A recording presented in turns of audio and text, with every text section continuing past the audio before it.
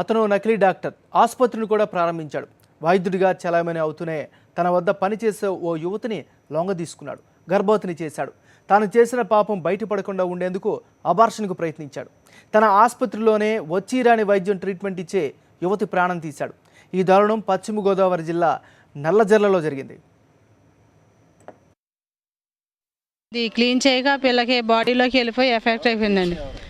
Doctor గారు అతనే చేశాడు. ఇలాగా గర్భిణీ తీసి అవి ముక్కలు ఉండటం వల్ల పిల్లకి ఎఫెక్ట్ అయిపోయి ముక్కులోను అవి ట్యూబ్లు పెట్టేటప్పటికల్లా బయటకు వచ్చేసి బ్లడ్ వచ్చేసి బాగా మొత్తం అంతా ముదిరిపోయిన తర్వాత మాకు చెప్పాడండి, ఇలాగ పిల్లకి ఇలాగ అయ్యింది, కాముర్లు అయినాయి అని చెప్పి తీసుకెళ్ళి ఇలా చేశాడు తప్ప నేను ఇలా చేతను ఇలా టార్చర్ పెడుతున్నాను అన్ని గట్రా ఏమీ చెప్పలేదండి. నర్సు ట్రైనింగ్ పూర్తయ్యాక మా హాస్పిటల్లో ఖాళీ ఉందా రమ్మని జాగి డాక్టర్ అన్నవాడు తీసుకొచ్చి ఏదో బతుకుదేరి కోసం ఏదో నెలకు 4,000 2,000 ఇస్తాడని ఆశ మీద ఇలా పంపించారు.